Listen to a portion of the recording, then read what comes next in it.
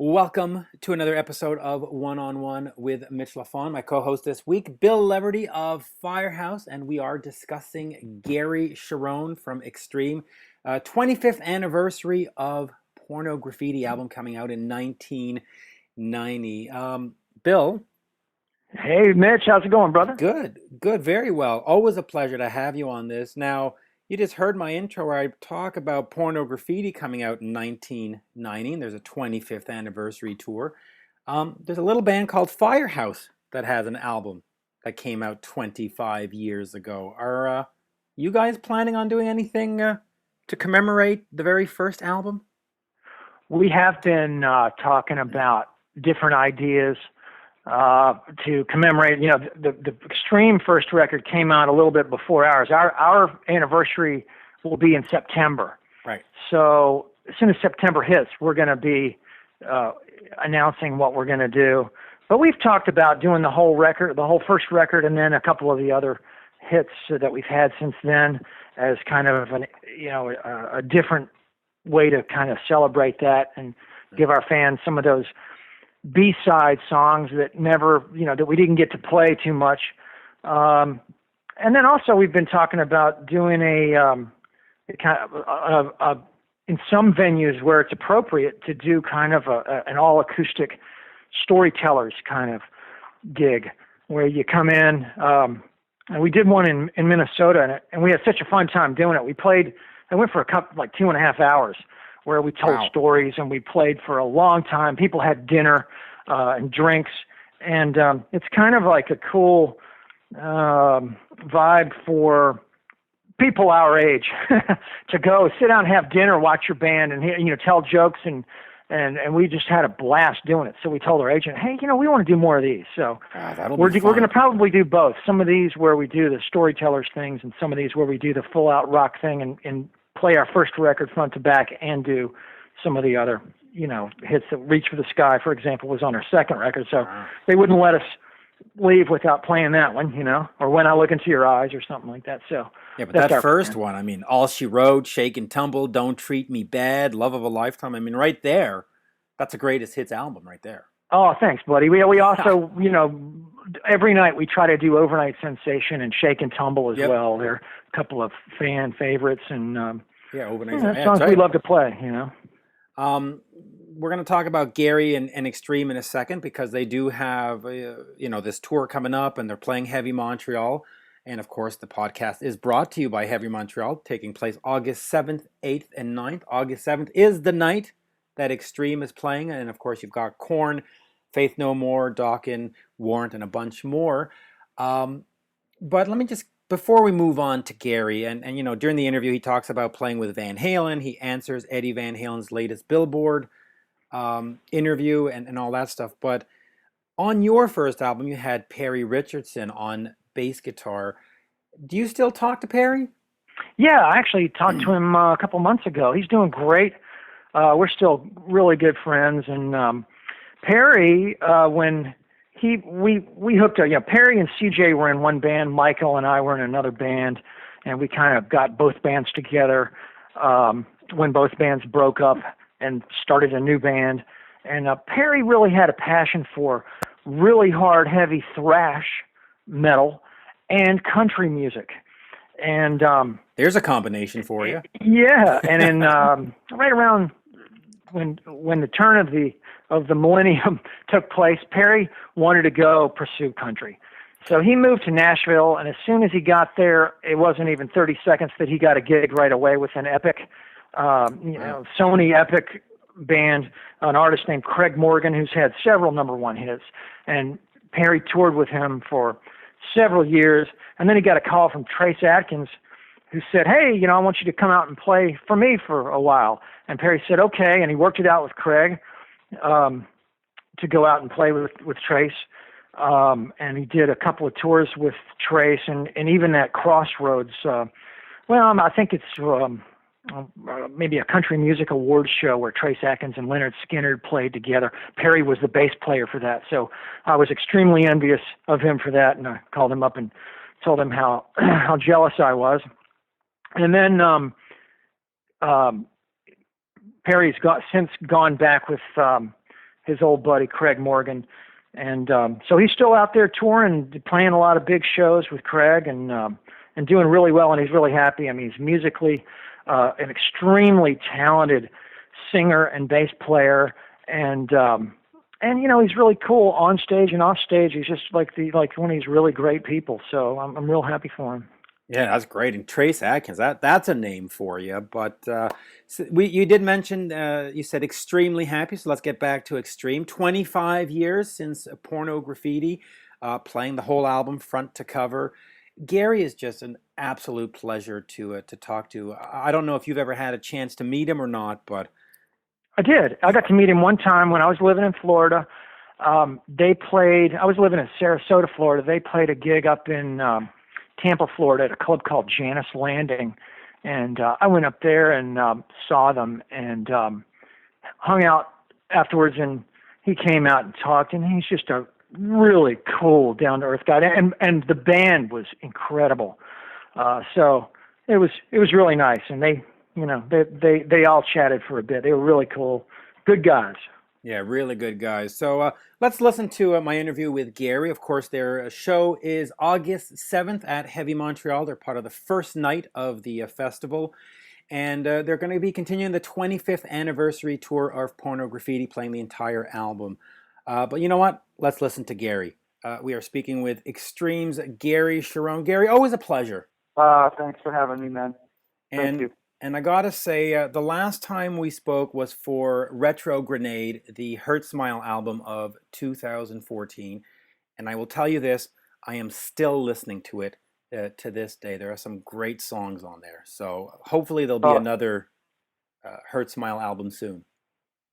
There will be. And just on that note, we're just finishing up 2 videos that are going to be released within this month. I won't tell you what the songs are, but I think you'll get a kick out of them. You won't tell me the songs? Oh, that's too bad. I was kind of hoping. But let's get into... Okay, I'll tell you. We're doing, I don't know if we're going to release them at the same time. We're talking about doing that, but we're releasing Hello, I Must Be Going, and then the ballad, that country ballad at the end, Goodbye. And they go well together.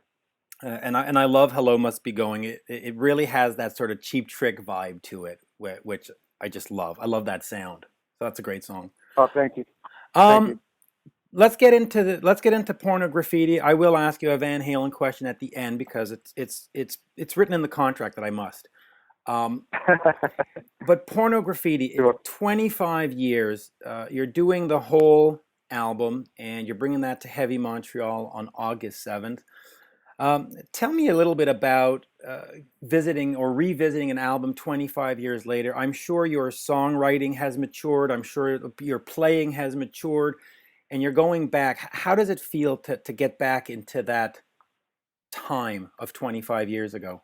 Yeah, great question. This over the years, obviously the band grows, evolves, matures. Yep. We different influences, and we did a handful of those songs throughout the years. Obviously, More Than Words, Wholeheartedly, Get the Funk Out, Decadent Stance. But a lot of those songs fell by the wayside. So when we decided to, do it from, start to finish, we're relearning it. And, Nuno would laugh. He goes, I don't write riffs like this anymore. It's so funny. And so some of the songs were not difficult. Right. I went back to the lyric sheet to remember a few lines, but it all came back real quick. And the shows have been great. We just came back from a South American tour.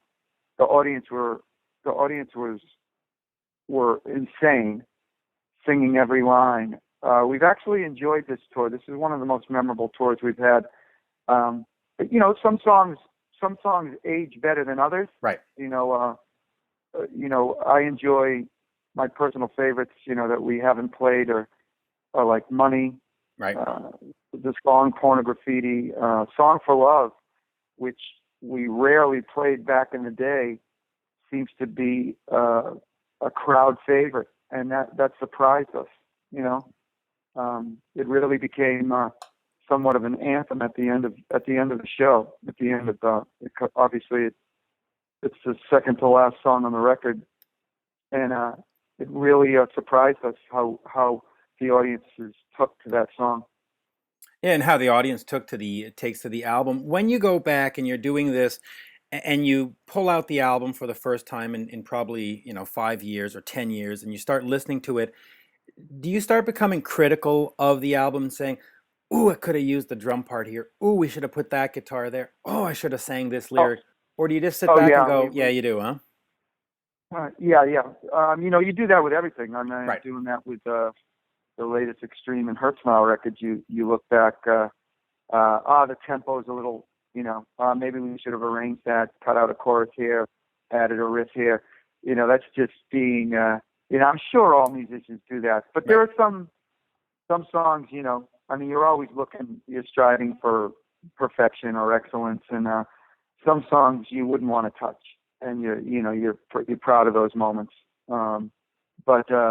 Looking back on Pornograffitti 25 years ago, you would hope to think that you're a better singer, you're a better player, right. And I could have sang that.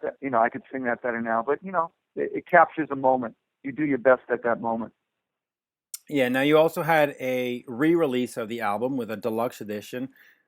Songs "Sex and Love," "Nice Place to Visit" are on there. When you do the whole show, will you be including those? No, we haven't. We dug up some stuff for the special edition. Right. That was I haven't heard those songs until they were on there. Right. And those are moments. "Nice Place to Visit," believe it or not, I think was written maybe after the first record was recorded, and right around that time, in the interim between the first and second record. And I wish that was on. Looking back, I wish that was on the first record. Yeah. I think we were right. We wrote that song during the recording of the first record, and but we're not doing any of that stuff. Okay. Last album, Sadasses de Rock, I hope I said that right, came out in 2008, has a great song on there called Star, which hopefully we'll hear in Montreal. That's a great song. That, and also Hip Today from Hip Today is Waiting for the Punchline, right? Those are the two that I got my fingers crossed on. Please. Well, then I'll mention Star to the band. We didn't do that down in South America. We were doing Hip Today, so you'll most likely hear that. Great. We're going to get together before the gig, and we'll find out. I'll bring that up. That was brought up on Sadaz. We've done Take Us Alive, Comfortably Dumb, and during that tour we did Star. We did a bunch of songs off of Sadaz the Rock. But I'll bring that up. We're definitely doing Hip Today, so you'll hear that. Oh, great. Now, just back to the question. This was done in 2008. We are now 7 years later. What are the plans for a follow-up? Yeah, that's been the question. Fans and journalists have been asking, and it's frustrating. The band has written. Right. No, it's frustrating for us because it's really a matter of timing. But we actually the last gig in South America, we're booking time. We're focusing on new music. The summers you got to jump over hurdles because it's the festival season, so we want to play in the summer, reach new people. But come fall, we're really focusing on new music, and there will be new music. There'll be a follow-up record because it's important for the band. Okay. To keep on moving and growing, and the fans have been asking for it, and we're long overdue. We need a record more than once every 7 or 8 years. That's for sure. Yeah, and I let me put it this way: the record has to come from you for you, because in a sense you're at this point in your career where you don't have to make new music. The marketplace probably doesn't need new music. You could certainly go out and tour on Pornograffitti or the other stuff and still sell out shows. How important is for you to keep moving and keep creating new stuff? Oh, it's important for all of us, and yeah, you're absolutely right. We're at that point where we're considered a heritage act. We're jumping on a lot of festivals with some of the bands from our eras. And that's not meant to be in an insulting or a disingenuous way. We've gotten to that point where you could go out and put a 20-song set list and not have to worry about a new song. Right, and you're right. I don't look at it as an insult at all. I mean, we're lucky enough to be in that position where we can go to a new market and play our catalog, and people dig it, and people will come out and see it. But for us, even Aerosmith doesn't have to put out a record, but they put out a record. They go out on tour. Mm-hmm. They may play one or two songs. With Extreme, when we came out with our Saudades de Rock in 2008, we played the catalog stuff because we weren't together for such a long time, and we knew we had to balance new and old material. So we know what we're doing when we go out and play at festival. You got to play the familiar stuff. Right. But when if we're touring a new record, those are our fans. We know they got the new record. They want to hear the obscurity off of Waiting for the Punchline, stuff like that. So, that's where we take our liberties. But, listen, one of the reasons that, I put out a couple of Hurtsmile records, it's important that you keep on putting out new music. And so Extreme is hungry. We're ready to surprise a few people in some of the directions we're going to go.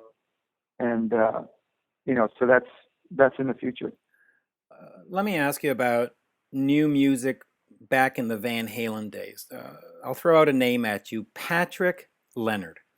Did a lot of writing with Madonna, Brian Ferry, and other people.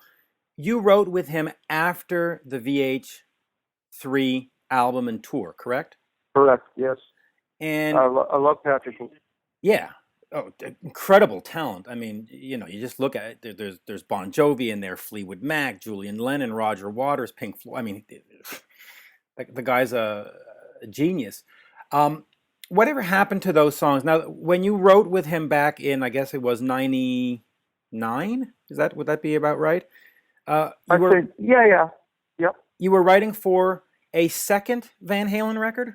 Yeah, we were just writing a bunch of demos after the tour, and things were going well, and we were just writing, trying out. Patrick Leonard's name came up, and he came up to 5150, and we wrote a couple songs at that time with him, and those were the actual, most of the demos were me and Eddie, rough track, throwing a vocal on a guitar track and then putting it on the shelf. Right. Or I pick up an old piece of music and write to it and put it on the shelf. With Patrick Leonard, who came up, we dived into the song a little bit more, and those two songs that we did with him had a little higher production value, and they actually were really good. I think I took one of those lyrics. I think "Where Do We Go From Here?" Okay. Those lyrics evolved into one of the last Hurtsmile songs on that last record. Oh, great! Now, just to clarify, were there only two songs done after VH3, or was there an actual second album that was sort of semi-complete? Because there's always been these rumors that there exists the second Gary Cherone Van Halen album. Is there? Yeah, no, there's no finished product. There was a bunch of demos, some more complete, I guess. More complete than others. There was a bunch of rough stuff, rough scratches, a lot of ideas, but people don't understand. With Eddie, I would go in the back of 5150, and there would just be 2-inch reel to reel. I could have spent 3 years listening to tracks that he's done.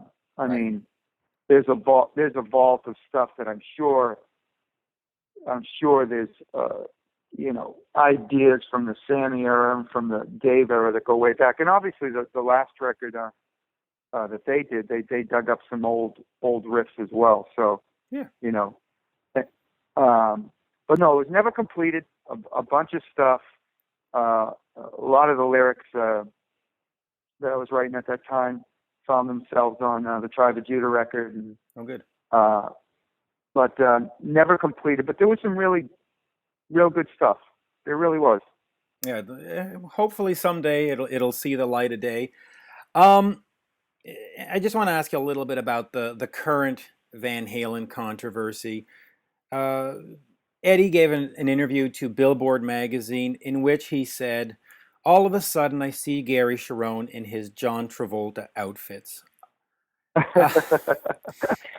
First of all, what was your reaction when you first heard that, or you first had a reporter mention that to you? And second of all, isn't image and costuming part of being a rock star? I mean, isn't that what makes a show exciting? I mean, don't you want to see Gene Simmons with makeup and Katy Perry dressed up as a lollipop? I mean, isn't that also just part of the excitement? You don't want to just show up in jeans and a t-shirt, right? Oh yeah, I didn't take offense to that at all. Actually, Okay. someone sent me that, and I laughed. And I think I tweeted out my high school picture with the same outfit on. So Right. I graduated in '79. So that, to me, I didn't take offense to that. And that was that was really insignificant. I remember the first. I don't even think it was Eddie. I think it was Alex. I remember putting it on before I went on in Australia and New Zealand. And Alex goes, "Is that what you're gonna wear?" I go, "Yeah." He goes, he nodded. Cool. So it was never. I don't know where that came from, but I didn't take offense to it. The whole Sammy Michael thing. From what I've read, I love Mike. He's an underrated bass player in a band with two virtuosos. Right. Even Alex gets overshadowed by Eddie, and Alex in any other band would be the virtuoso. Right. He's the megastar. He's one of the. I mean, it's the nature of the instrument, I guess. The guitar, of course, Jimmy Page, and Randy unless Rhoads. you have Freddie Murphy. Unless you have Freddie Mercury in the band, then everybody plays second fiddle. Right. But Michael's a great bass player, and obviously he gets credit for his, the background vocals, which is Right. is just as identifiable as Alex's drums or Eddie's guitar, or David. For me, I'm a singer songwriter. I think Dave's lyrics are underrated. I think he could turn a phrase. Those first 5 records were awesome. Yeah, they really was. And he can turn a phrase. Yeah. And I'll finish with the Van Halen stuff, because I do want to ask you a little more about Pornograffitti. But there was an attack on Michael Anthony, and there has been rumors over the years that Michael didn't play on VH3. Did he? And did you notice any of that stuff that was mentioned in the Billboard article, that Eddie had to come in and teach Michael? I mean, was that going on during your era of the band, where there was a video camera? No. No. Okay. No, there was never a video camera, and Michael played on VH3, and Eddie played some stuff, and that was only because he played on some stuff, but Michael played the majority of 3, like I'm sure he played the majority of all the other stuff. There was never a video camera, and I think Pat Badger said it best. When this whole thing came up, back in the day, Nuno would write a demo and put a bass track down there, and Pat would take that and add his own stuff to it. Right. Eddie, as the main writer, I'm sure I'm sure in the past has put it down. I wasn't there with the Sammy or Dave era, so I can't speak to that. Right. But as far as Michael was a rock on the VH3 tour. His voice never wavered, and he was solid. I don't know. I didn't read the article. Those guys got a lot of lot of water under the bridge. So I don't know the dynamics. I know there's a lot of, dirty laundry being put out there in public, but I've always stayed away from that. I love Mike. I stay in touch with Mike. We call Pat Badger the poor man's Michael Anthony. So we always kid him. But, to that end, I pretty much stay away from that. Yeah, and you it's probably best to do that. Pornograffitti, Michael Wagener produced it. He did, Dawkins, Great White, Megadeth, Metallica, Alice Cooper, except. Tell me a little bit about working with Michael. How did you get him onto Pornograffitti? And what is the importance of having a producer? A lot of bands these days do the self-producing stuff. Is that a good idea, or is it better to get a third, another set of ears in there? Yeah, I think there's always, it's a balance. I think it's always important to have someone outside, objective, outside looking in. We were all fans of Michael. Nuno was a fan of Michael. I remember Mike listening to the Pornograffitti demos, and to Nuno's credit, or to Mike's credit, he said, these demos are 90% done, and that was to Nuno's credit, because Nuno pretty much produced our demos. I mean, the band was involved, but Nuno was the engineer and worked with Bob St. John over the years, and so that was important. So Michael came in, and it's almost like a father figure, right. A great producer, guides, lets their children go off the reservation, pulls them back in. But he gave us the freedom to be, to get off the reservation. And, right. I think he was the right guy for that record. He knew the band's temperament. We'd work, we ate every night with him. So it turned into a friendship. Right. And that's important. It wasn't, there's obviously, there was more, disagreements between the band and arrangements than Michael and the band. He'd be over there. He's a smart guy. Right. That's why I think we were the 69th record. We got a kick out of that. Yeah. But he did all those, great rock bands of that time. So we were lucky to get him. Yeah, and it was also an interesting choice of producer, because when you're doing Dawkins and you're working on this on Skid Row stuff, I see Extreme being a little bit different than those kind of bands, because you're not really doing that sort of traditional, and right. I don't want to call it hair metal. What would be a better term for it? Melodic hard rock, I guess, would be a better term for it. You're doing something just a little bit different, right? Were you afraid when working with Michael that he might steer you into this sort of Poison, Cinderella kind of vibe, or do you think no, we're good with him? No, because I think maybe there was a mutual attraction. We were excited because he had history and success, right? And we did like the sound of his records, even though we didn't sound like some of those bands. Correct. We did like the rawness of Skid Row and yes, and stuff like that. But I think he got a kick out of the band because we were a little left of center.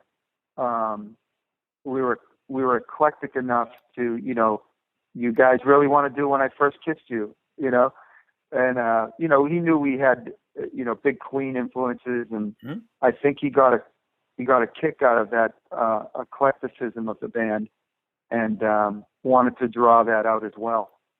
So again, now looking back, the first two records of Extreme, they may, they're somewhat of a time capsule because of the production of it. So when I look back on our catalog, it's a little easier to listen to three sides every story, or Punchline, because I think they're cleaner, and they're more pristine. Some of those effects aren't as dated as maybe the first two records, But I look back at in general, I look back at Pornograffitti was the record we found our identity. Yeah. We came into what we were. It was still raw. We didn't quite know what was to come, but that's when we kind of shed that first record in those club years and said, okay, we found our identity. Yeah, and it worked out. Waiting for the punchline, just real quick. Mike Magini played drums. He's now with Dream Theater.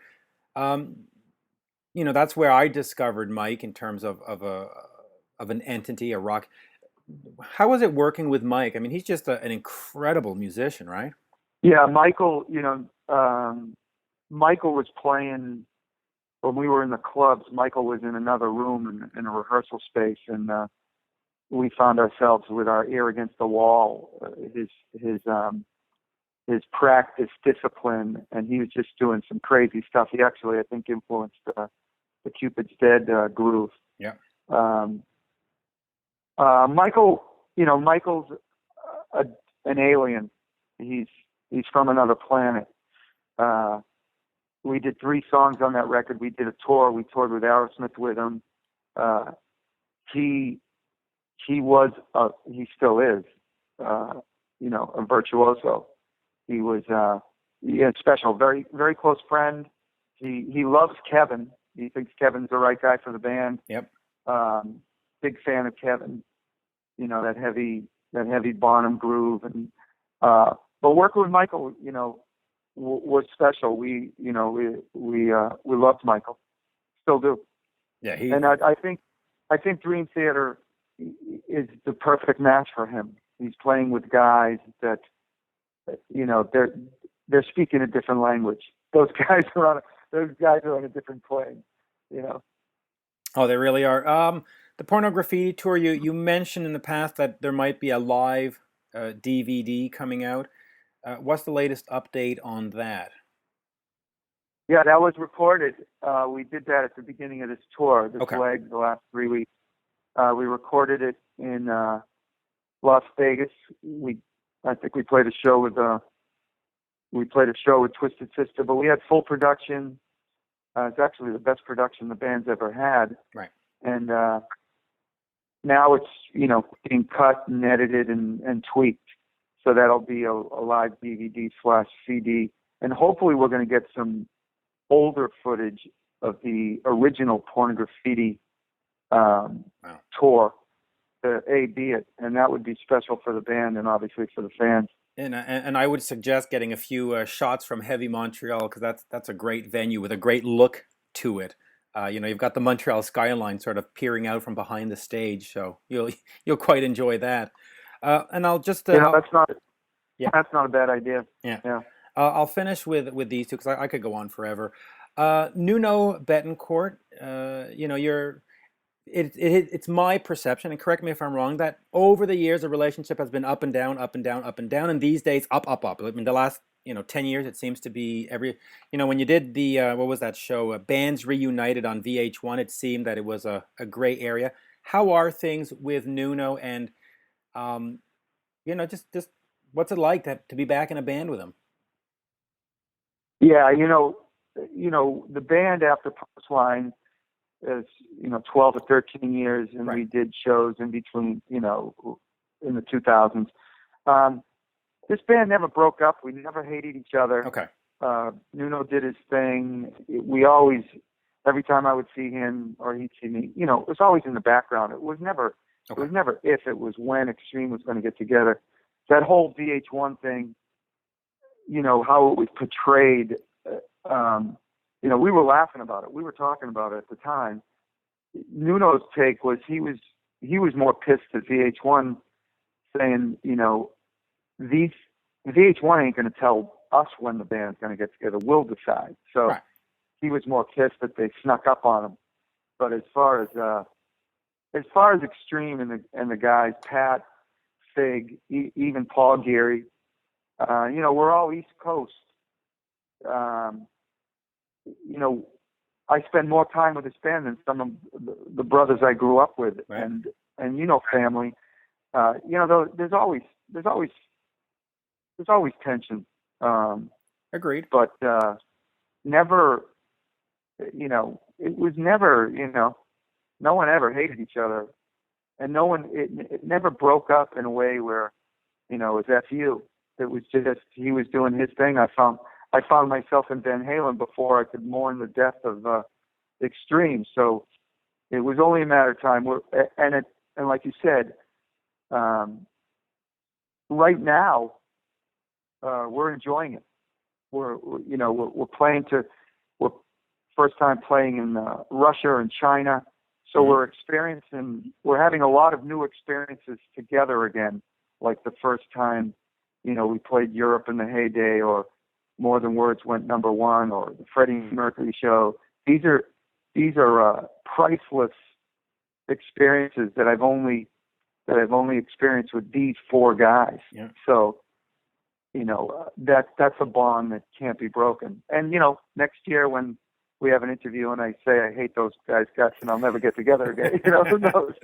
Yeah, it'll happen, right? It always does. Yeah, of course. That's the thing about rock. It's sort of cyclical. And then I'll finish with this. More Than Words. Some have described it as a golden albatross. Some have said, "Oh, you're the More Than Words band." For part of the '90s, you refused to play it live. And then, on the Pornograffitti remaster, there's 87 versions of it. 25 years on, how do you feel about that song? Because you didn't always like it. You loved it when it made you sort of a #1 single or top 10. And then in the '90s, you said, "Oh, I don't want to play this anymore." Where are you 25 years on? Yeah, as far as back then, in short, we did have that brief moment of we're more than words, and we're sick of, two Italian kids on a stool, and we're not going to play it on tour. It happened to be the Aerosmith tour, and it was actually Steve Tyler who woke us up, and he came in the dressing room. I don't know if I told you the story. He came in the dressing room, and he goes, "Why didn't you play the fucking song?" We're like, what are you talking about? He goes, "When's the next time you're going to be in Poland?" And we're like, "We don't know." We're like, "Well, these people came here to hear that song, and you didn't play it for them." And so it shook us up, and we've played it ever since. We've never not played it after that. And he said the same thing. He goes, "You think I like playing Dream On?" So, now it's, it's 25 years old. It's a badge of honor for us now, because we are the band that can play a metal festival, right, and sit down and play, More Than Words. I guess we, in a way, we parallel it to "For Love of My Life" with Queen. When they used to do that, it actually inspired us to do that live. They play their big giant rock show, and then they sit down and bring it down to a whisper, and we love doing that. And now it's just part of the band, and it's really turned into a duet with the audience, and they pretty much sing more of it than we do. It's funny it's funny you mentioned that Steven Tyler story, because you've never told it to me before, but I saw you at the Montreal Metropolis back in that day. Must have been '94 something. I think it was a Waiting for the Punchline tour, and you didn't play the song. And I remember specifically going, "Well, they didn't play their biggest song." And I went home going, "Huh, why did they do that?" Right. Yeah, sure. And it was, we look back on it, and it was immature, and it was just small of us to think that, and it was, and I remember that tour, the Punchline tour. I think we did this little medley, and we put like a minute of More Than Words in there, and a minute of Wholehearted. And now looking back, we're like, what are we, crazy? Those are the songs people know. They don't know the other songs. Right. That's the songs that are going to convert people, that are going to enjoy, 10 minutes of the show where you know what it's like to hear a band play new music. You want to like it, but there's no familiarity. And here we are taking away that from an audience that that may go, oh yeah, I know Extreme. I don't know Extreme, but when they hear Wholehearted, they go, ah, that's Extreme. the band that does that song. I like that song. I like that band. Huh? You know. Yeah, listen. So D. Snyder said it well. He said, "New songs are built-in pee breaks." Right. Sure. And Sure. so yeah. So, but I just remember that punchline tour and that moment going, huh? Why didn't they do that? Right. You know. Right. Yeah. But I do understand it artistically. When you're, and I told you this before when I spoke to Doug Fieger of the Knack, and I said, "Boy, my Cherone," he goes, "Ugh, it's a golden albatross. I don't want to be the my Sharona guy for the rest of my life." But it bought me this vacation in the Bahamas and the pool and the right. Yeah, that really. I mean, hopefully people grow out of that. I mean, you look at it, more than words. Really open up the door for three sides to every story. Yeah. I mean, we had success, so then we could be as indulgent as we wanted to on the next record, because that was the fruit of success. So again, when you see Aerosmith or some of your favorite bands, even the Van Halen tour, they're doing a couple new songs, but there are people who want to hear deep tracks. Yep. Die-hard Halen fans that want to hear songs, and that's what they're doing. I guess this tour they're going to be playing some stuff they haven't played. And my example, I remember putting the set list together with Van Halen. Alex came up to me and asked me, what songs do you want to do with the old catalog? And I remember specifically saying, I definitely want to do songs that you haven't done before, that the fans haven't heard. And, he was pleasantly surprised. I wanted to do, I didn't want to, hammer over the head the new material. I think we started with maybe 5 new songs. We ended up maybe doing 3 or 4 because, it's the band has history. Yep. And you want to play something new. You're the new guy. You want to play something new, but you don't want to deprive the fans who are coming out there, who've loved Van Halen for 15 years. They want to hear the songs that they've never heard before. Yep. So I enjoyed it. Yeah, and speaking of that, just real quick, "Without You" from the VH3, and what's the other song on there? Anyway. I love those songs. That album gets beaten up all the time, but "Fire in the Hole" and "Without You" and One I Want. That's the one. The one I. Yeah. Those are just bloody brilliant songs. I mean, it's too bad that the album got such bad press because if you actually take time to listen, you've got some great playing going on, and your vocal performance is really good. It's sort of too bad that we'll never hear those songs live again, but hey, who knows? Release that live in Pittsburgh. Back then, I look back like some of the older records, I could have done this, the production, questionable in areas, but when I look back and I listen to some of those songs, I think a year to the day, I think Eddie's guitar solo on Year to the Day is some of the best he's ever done. I thought he was on fire. The One I Want, instrumentally, Alex, it reminds me of the Who. Some of the stuff, some of the arrangements on those songs on that record. So I look back, time makes you forget all the drama and if it's a good song, it'll last. Last. People, it's out there. People can discover. There's a few of those songs I love on that record. And you've got that song, "That's Why I Love You," which was left off the record, which folks can now find on YouTube and stuff, which is another brilliant song. And then let me just finish because we're going way too long here. You did the "Kiss My Ass" tribute. You did the song "Strutter." Yeah. Were you a Kiss fan? And because you did a great version of it, and were you happy overall with the "Kiss My Ass" project? Oh yeah, the story behind that. We were asked I don't know how we were at, but I found myself on the phone with Gene Simmons, and he wanted us to do something off The Elder. Well, first of all, we were all huge Kiss fans. Yes, I painted my brother Mark Ace Frehley with a magic marker on his face. It took him a week to get off. So we grew up big Kiss fans. Destroyer, Love Gun, Rock and Roll Over. Yep. Everything on my high school book, of course. But I remember Gene Simmons calling us up, and he wanted us to do the ballad on the record. And obviously because of the More Than Words relation. And I remember begging Gene, going, Gene, you're killing us.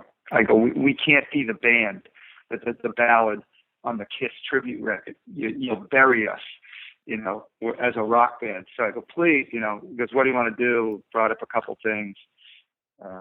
And he wanted you to do a song from The Elder, so you could have potentially ended up doing A World Without Heroes. Is that sort of where he had you going, if he was doing a ballad? Yes, absolutely, which I loved. I like that song. Yeah.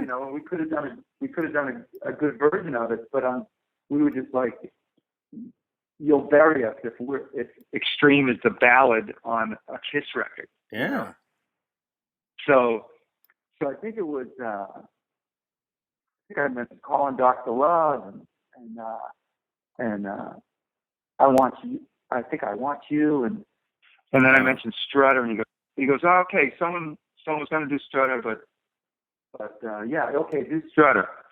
So then we changed the tempo. We threw a little bit of King of the Nighttime World in there. Yeah. And we tripled my voice in the third verse, I think, to kind of like get that Paul Stanley double vocal thing. So we loved it. It was fun. Yeah, and it was the perfect song for you. Yeah. Because, great. And I think a few fans have asked if we ever did it live. We've never done it live. Oh, Heavy Montreal, pencil it in. But that's cool, man. No, but it was the perfect song for you because it has that sort of get the funk out, sort of a funky. It has what Extreme does with its own music, and you turned it into an Extreme song. And honestly, out of the Kiss My Ass album, that and maybe the Anthrax version of She are the only sort of two songs worth remembering, and the rest is like, ugh, really? The what was that? The Mighty. What was some of those silly bands on there? Toad the Wet Sprocket, and you're like, oh God. Right.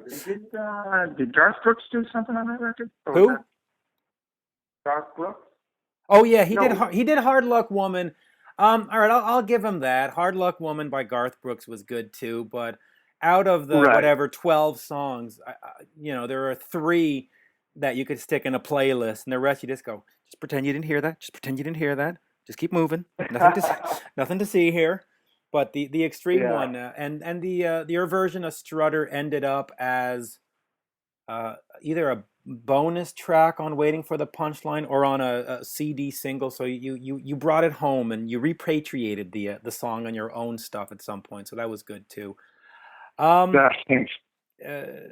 Always a pleasure speaking with you, and I could sit here and rattle off tons of songs I'd love to see you do live. There Is No God, Hip Today, Star, but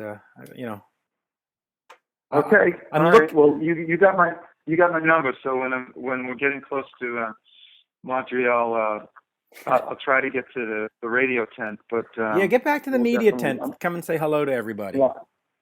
And next time there's a Hurtsmile or a new Extreme, or you just have something you want to get out there, just let me know, because big fan for a long time, and it's just always great because you're always honest and you'll answer any question, no matter how small or how big, or always a pleasure. Thanks.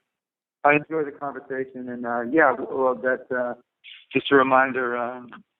Keep your eyes open for a couple new Hurtsmile videos that are coming out soon. So yeah, great. Yeah, absolutely.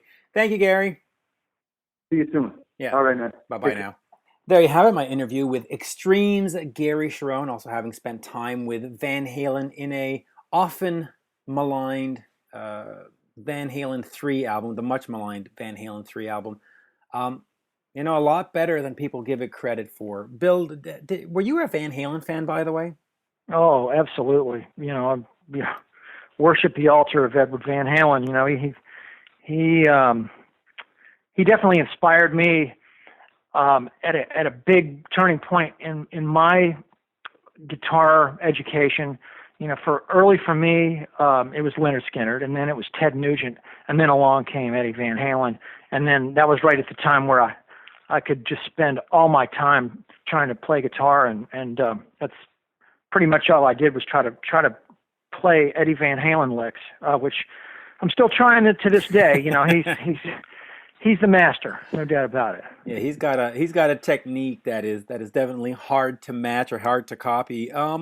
Nuno Bettencourt in Extreme, you know, extremely talented guitarist, used to be compared to Eddie Van Halen, you know, now does tours with Rihanna at, you know, arenas and stadiums around the world. What do you think of Nuno's playing? Oh, he's a phenomenal guitar player, musician, songwriter, singer, everything. He's a slam dunk, you know. He's great. I met him. He's a nice guy and really personable, and you know, yeah, just amazing. I mean, the guy just crushes it.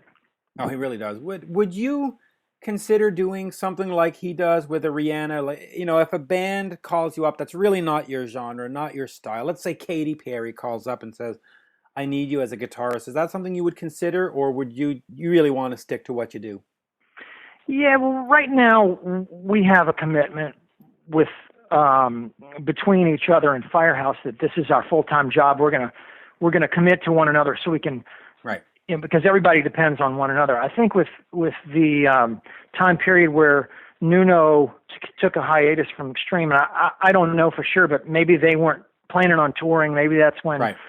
Gary was doing Van Halen, so it was a different set of circumstances. With us, it's always been, hey, we're going to be here for each other. This is the mothership. Right. You know, if we're going to go out and do other things, but this still takes priority, and that's the way we do it, and that's the way I'm sticking to. You know, so yeah. that's what I believe in at this time, and you know, I want to stick with that.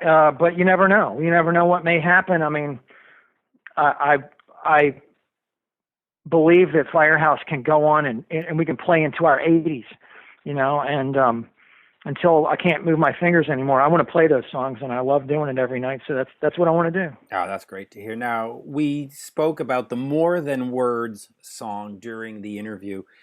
You know, there are a few songs when you look back historically, More Than Words, My Cherone by the Neck, where the band's become defined by those songs, almost as if the song is bigger than the band, bigger than the members. Is it possible that a song just becomes too big? I mean, is that even a concept to be too successful? That's a first-rate problem to have, no doubt. I mean, I don't know. I mean, I'm really grateful that people know the song "Don't Treat Me Bad," or they know the song "Love of a Lifetime," or "When I Look Into Your Eyes," more than they may know the name Firehouse. Right. Because we're known for something. And in this industry, it's so hard to be known for anything. To make a name for yourself or for a song is really a miracle. So I know that Extreme, on their Pornograffitti record, which is a great album, you listen to that song, and it's different than the other songs. But that just, to me, shows that the band's eclectic. Right. And that's the way Firehouse has kind of been. We like a little bit of everything, and when we put out an album, we want to show a little bit of everything. But most of it's rock, but we got a softer side of us, too. And I think Extreme has the same kind of thing. And the record company probably said, hey, we like this song. We think it's a hit. They put it out. It exploded. I mean, I think that More Than Words was the number one song, if I'm not mistaken. I believe so. And yeah, and I mean, you still hear it today, played in a lot of different places. And Jimmy Fallon on the Tonight Show just did a copy of it, a parody version of it. Here we are 25 years later, and late night TV is still embracing it. Yeah, so that's great. I mean, I think that I'm from the school of, hey, if you can get anything out there that's good quality music that people can say, I really like that, then that's a good thing. And that's a great song, and I don't think it can really get so big that it overshadows the band. It just only brings some people in there to go, let's hear the band.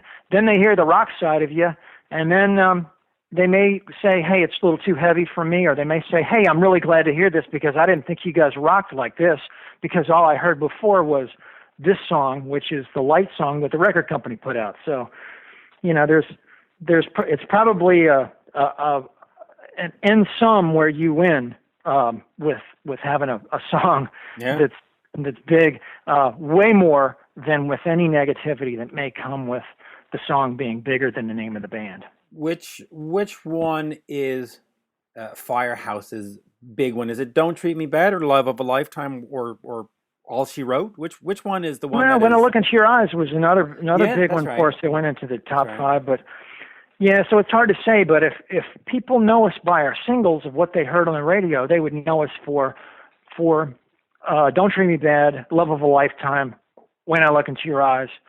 The other ones didn't get quite as big as those three, but those are the kind of the more pop side of us. And two of them are ballads that are slower tempo. So their impression would be, oh, the band, is kind of a pop ballad band. But you listen to the rest of the album and you may find that it's not exactly what we're not the 10% of the album is the ballad. The 90% of the album is a little bit harder. Which song for you defines Firehouse? Oh, I think it's hard to get it all in one song because we do a bunch of different stuff. But if I could say one song that has a little bit of all the elements, it might be "Reach for the Sky." And there's another song on our second album called "Hold the Dream." That's a slow song. It's got a lot of harmonies. It's got some acoustic guitar in it. It gets to electric guitar, so it kind of encompasses the a little bit of everything. But it's hard to get your whole. If you are an eclectic band and you like a lot of different stuff, it's hard to put all that into one song. Yeah, I can see that, but there's always one that you're always prouder of, right? I mean, I love playing them all. I love "All She Wrote." I love "Reach for the Sky," "Shake and Tumble." And, the list goes on. But which one defines us? I don't know. I don't know that any single song defines us. I think you got to come out and see a show. See a whole show. Listen, I don't want to narrow it down either, but I'm going to just because I asked the question. I'm all about "Shake and Tumble." I think that one is like the Firehouse. I think that's, "Don't Treat Me Bad" sounds great on the radio, and "All She Wrote" is great. I mean, all the songs are great, but "Shake and Tumble" to me, I just a little extra special. I just love it. It's heavy.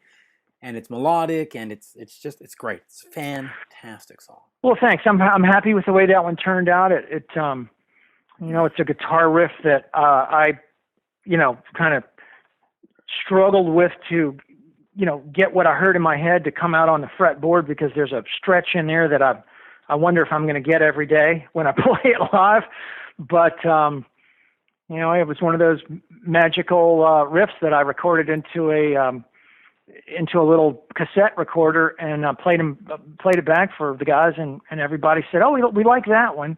And CJ took it home and came back and said, "Oh, I got an idea for it. It's "Shake and Tumble." I was like, "Okay, what does that mean?" He goes, "It doesn't matter what it means. It's just listen to how that works together." I said, "Yeah, that works real well together.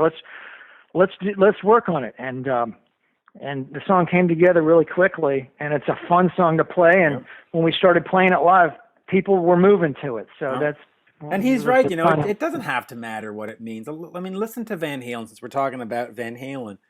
The David Lee Roth stuff, if you pull it apart lyrically, deconstruct it lyrically, it's just gobbledygook. But it's great gobbledygook, right? Well, I loved how CJ put the lyrics to that song where the chorus, you don't really quite know what it means. Yeah. But when you listen to the lyrics and you kind of evokes images of what may be personal to you, of what you may be feeling, and it's not real descriptive. It's a little more general, and it's a fun feeling melody and fun feeling vibe. So I think you're right. He was absolutely right. When I said, what does that mean? He says, it doesn't matter. And I'll never forget that, because I'm like, you know what? You're right. It doesn't matter. Let's go with it. And it's a good move. Yeah, really, really good. And again, just, you listen to Everybody Wants Some from Van Halen. He starts going, moobly, moobly mop or whatever the hell he's saying. You go, the hell does that mean? I was always wondering the same thing. What is that? Yeah, and it's just a whole bunch of nonsense. Or even when you listen to Louie Louie, right? We don't know what the guy's saying. Nobody knows what the guy's saying. Great song, though.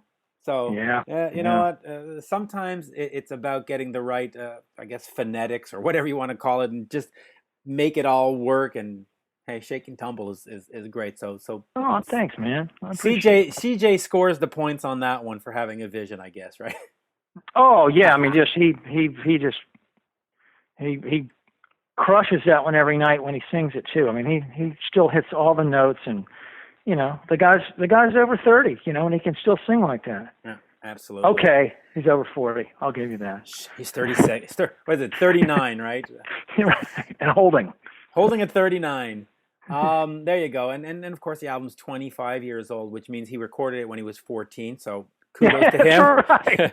Kudos to him for getting that done at 14. I certainly wasn't. Yeah, and his voice changed, and he can still hit those notes. That's right. Oh God. The album came out in August, about a week before I was before my birthday. So it's a special album to me, the first Firehouse. Oh well, thank you. I'm glad you made that just for my birthday back then. Yeah, well, happy birthday, man. And I guess you got one coming up pretty soon. Yeah, that's right. I'll be, like CJ, I'll be 39. 39? Yeah, 39 coming up. 39. You look good for 39. You look real good for 39. Yeah, I've been holding on to it for many years. There you go. Bill, always a pleasure. And, Gary was great. Glad to have him on again. Check out Extreme. Check out his other band, Hurtsmile. Their last album, Retro Grenade, was a great piece of work. And, head over to Leverty.com to pick up Bill's new single, Strong, and all kinds of other stuff that's on there. You got a lot of music on there, Bill. A lot of great music on top of that. So. Oh, thanks, brother. I'm plugging away. I enjoy making music, and I'm going to keep doing it till can't move my fingers anymore. Yeah, I'm almost there, but all I have to use is my all I have to do is talk, so I don't have the same issue. But check me out at Mitch Lafon on Twitter. Bill, you're just at Leverty, if I'm not mistaken. That's me. That's at you. Leverty. Yeah. There you go, Bill. Thank you. Always a pleasure. Great talking to you, Mitch. Thanks for having me, and as always, see ya.